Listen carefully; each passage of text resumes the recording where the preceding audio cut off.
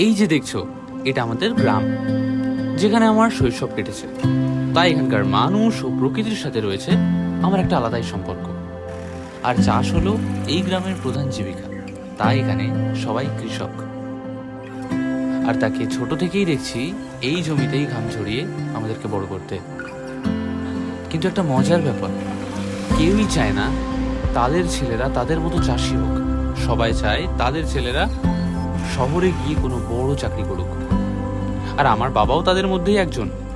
আর কি, বাবার স্বপ্ন পূরণ করতে অনেক ছোটবেলায় আমাকে চলে যেতে হয় শহরে। আর 7 বছর পর ফিরছি আমার সেই গ্রামে।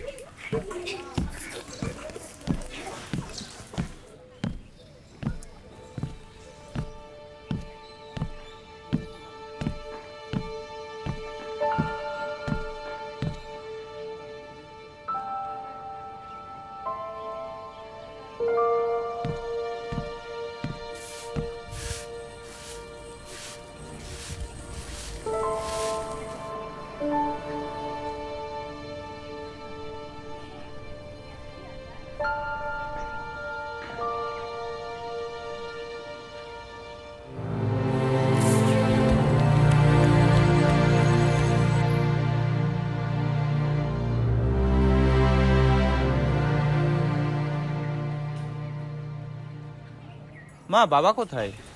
তোর বাবা তোর বাবা তো এখনো মাঠে রয়েছে। এই দীপু, যা বাবাকে ডেকে নিয়ে আয়, বল দাদা এসছে। ঠিক আছে মা, আমি এখনই যাচ্ছি। দাঁড়া দীপু, আমিও যাবো তোর সাথে। চল।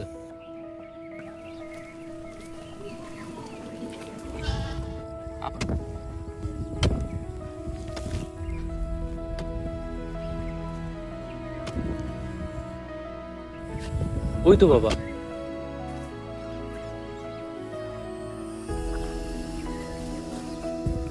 বাবা,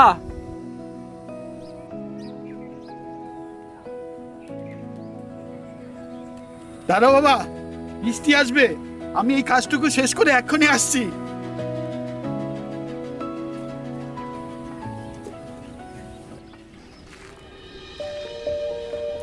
একটা কথা আমি বলতে ভুলেই গেছি, বাবার স্বপ্ন তো আমি পূরণ করেছি, কিন্তু আমার একটা স্বপ্ন আছে, সেটা আজ অব্দি পূরণ করতে পারি। ওরে তাড়াতাড়ি কর, বৃষ্টি আসবে। আরে স্যার ওটা আমাকে দাও। দাও। আরে বাবু, এসব আমাদের কাজ, তুমি করলে এসব মানায় না। কেন মানায় না? চাষ কি কোনো ছোট কাজ নাকি? কৃষকই তো আমাদের দেশের গর্ব, যাদের হাতের ছোঁয়ায় মরা মাটিতেও প্রাণ পায়। তাও বাবু, তুমি কত বড় শহরে চাকরি করো, তোমার কত সম্মান, তোমাকে এসব করলে মানায়? আচ্ছা দাদা, যদি আমাদের দেশের সব বড় বড় কোম্পানি বন্ধ হয়ে যায় তাহলে কি হবে? তাহলে তো অনেক অসুবিধা হবে। আমরা এত সুযোগ সুবিধা পাবো না, এত বিলাসিতা পাবো না। আর যদি আমাদের দেশের সব চাষিরা চাষ করা বন্ধ করে দেয় তাহলে কি হবে? তাহলে তো আমরা না খেয়ে মরে যাবো। তাহলে যারা আমাদের প্রাণ দেয় নাকি যারা আমাদের বিলাসিতা দেয়, কাদের বেশি সম্মান হওয়া উচিত?